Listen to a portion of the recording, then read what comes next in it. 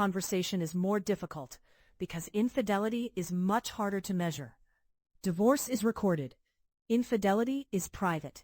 It is often hidden, denied, or remembered differently by different people.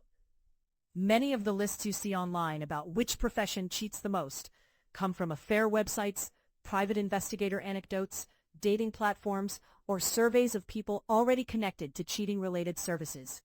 Those sources may be interesting, but they are usually not representative of the general U.S. population. The better national data comes from surveys like the General Social Survey. But even there, the data usually tells us more about broad social patterns than about specific professions. A 2025 analysis using the latest GSS data found that among ever-married adults ages 25 to 54, men and women were not statistically far apart in reported marital infidelity. About 11% of men and 14% of women said they had cheated while married, and that difference was not statistically significant. That is an important finding because it challenges the idea that infidelity is only a male issue or only a female issue. It is a relationship issue, and it varies by age, marital history, education, religiosity, work status, and relationship quality. The same analysis found something especially relevant to our discussion. Among women, reported infidelity was higher in low-prestige occupations than in high-prestige occupations. Women in low-prestige jobs reported infidelity at about 21%, compared with about 9% among women in high-prestige jobs. That finding does not mean women in lower-prestige jobs are morally worse. It likely reflects a cluster of other factors: lower income, higher stress, relationship instability, younger age, less job security, different social environments, and possibly higher exposure to chaotic or unstable life circumstances. This is where we must be very careful. If a woman works in a low-wage job, that does not tell you her character. It tells you something about the economic and social pressures she may be facing. And if a profession shows higher relationship instability, that does not mean every person in that profession is risky. It means the work context may create conditions that make marriage harder to maintain. It is also worth noting that high-status jobs work differently for men and women in the infidelity data. The same GSS-based analysis found that men in high-prestige jobs were more likely to report infidelity than some other men. But for women, high-prestige jobs were associated with lower reported infidelity. That undermines a common online assumption that powerful or successful women are necessarily more likely to cheat. The data does not support that simple claim. So what female professions are most often linked to divorce or infidelity discussions? First, hospitality and nightlife jobs. Bartenders, servers, casino workers, and entertainment-related roles are often discussed because they combine late hours, social exposure, customer interaction, alcohol, and schedule mismatch with family life. The divorce data gives some support to the idea that these occupations can be associated with higher marital instability. The infidelity evidence is less direct, but the work environment does involve more opportunity and more social exposure than many daytime office jobs. Second, caregiving and healthcare support roles. Home health aides, personal care aides, nursing assistants, and some nursing support jobs appear in the higher risk conversation because of stress, low pay, irregular shifts, and emotional exhaustion. These jobs are socially essential, but often economically undervalued.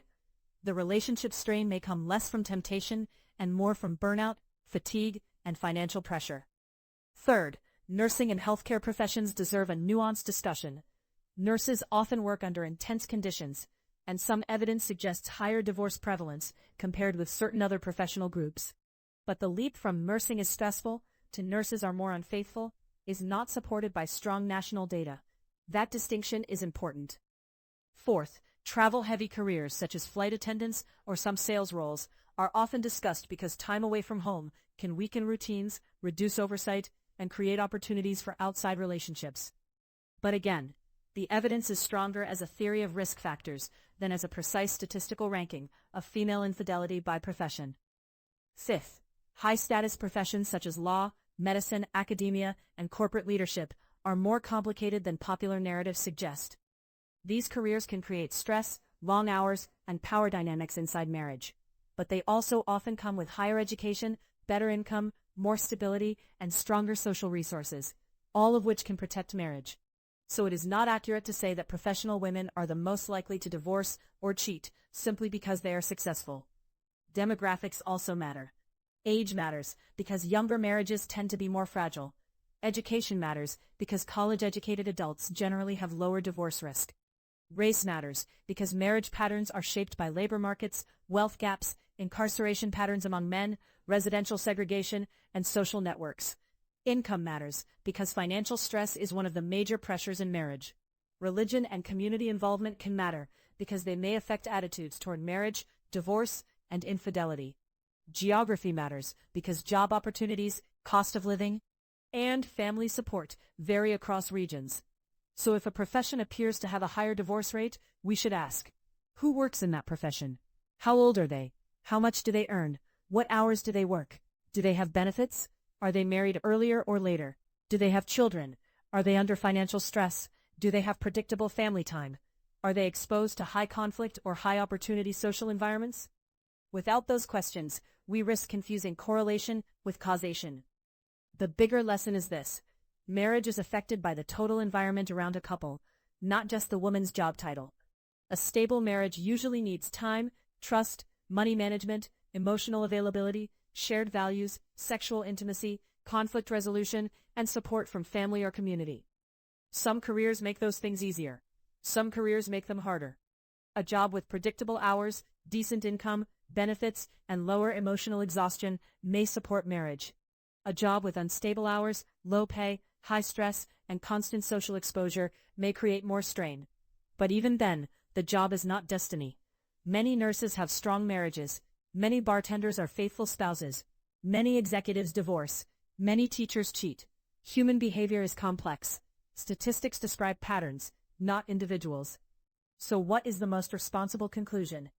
The female careers most associated with higher divorce risk tend to be lower wage, irregular schedule, service, and caregiving jobs, especially bartending, food service, home healthcare, personal care aid work, healthcare support, and some nursing support roles. The strongest explanation is not that women in these jobs are less committed to marriage. The stronger explanation is that these jobs often combine economic stress, emotional labor, fatigue, schedule mismatch, and limited control over time. For infidelity, the evidence is weaker. The best recent national survey-based evidence suggests that women in low-prestige occupations report higher marital infidelity than women in high-prestige occupations. But that should not be turned into a stereotype. It likely reflects broader life pressures and relationship instability, not profession alone. In the end, the real story is not avoid women in this career. The real story is that work conditions shape relationship conditions. If we want stronger marriages, we should pay attention not only to personal morality, but also to income stability, work schedules, stress, emotional burnout, family support, and the way couples manage power, trust, and time. A serious discussion should therefore move away from blaming women by profession and toward understanding how modern work affects modern relationships. The question is not simply, what does she do for a living? The better question is, what kind of life does that work create? And can the relationship survive inside that life?